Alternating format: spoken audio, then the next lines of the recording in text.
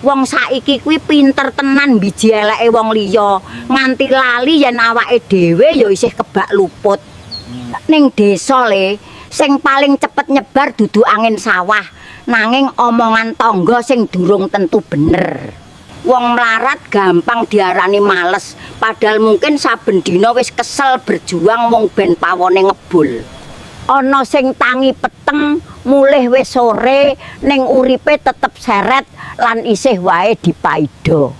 Kowe mung weruh sandangane lusuh, ning ora weruh kringete sing netes lan atine sing remuk. Wong sugih langsung dicurigai ngingu tuyul, mergo ati iri angel ngakoni rekasane wong liya. Tuku motor anyar setitik wae sak kampung langsung rame, padahal bisa wae asil ngirit pirang tahun. Omah dibenahi sithik langsung ditakoni duwite saka ngendi, kaya wong kerja keras ora oleh maju.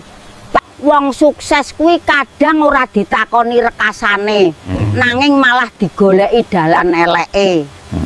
Atine wong iri kuwi gampang panas le. Ndelok tangga munggah sithik wae langsung ora tentrem. Wong apik dipaida jilat, wong sopan diarani golek muka, wong tulus malah dicurigai ana karepe. Ana wong nulungi nganggo ati, kok malah diomongi macem-macem. Lah sing reget niate sapa? Melu kerja bakti diarani cari perhatian, ora melu diarani ora srawung, urip kok kabeh salah. Sedekah diarani pamer, ora sedekah diarani pelit. Lah karepmu wong apik kuwi kudu piye? Meneng diarani sombong, ramah diarani ana karepe, jan angel tenan urip ngadepi cangkem wong. Ambegan banter diarani kemaki, ambegan alon diarani loyo, yen wis ora seneng kabeh dadi salah.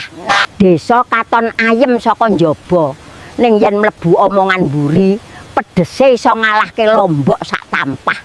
Kabar apik mlakune alon, ning kabar elek mlayune banter, apa maneh yen sing dibahas tangga dhewe.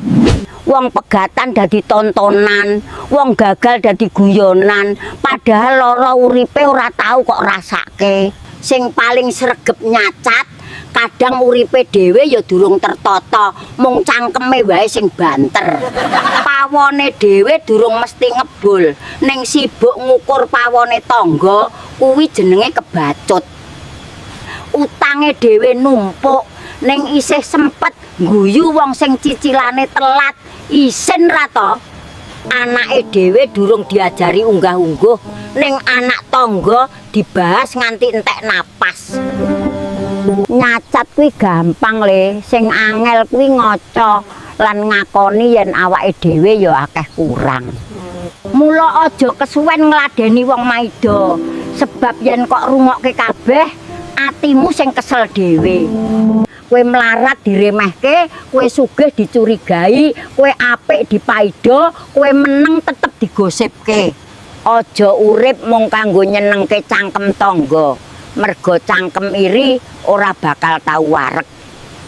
Yen lagi melarat aja nyolong, yen wis sugih aja sombong, yen apik aja gampang leren. Uripmu dudu panggung kanggo mbuktekke marang wong sing seneng curiga lan males ngaca. Elinga le, tangga gremeng ben wae, sing penting pawonmu ngebul lan uripmu tetep mlaku.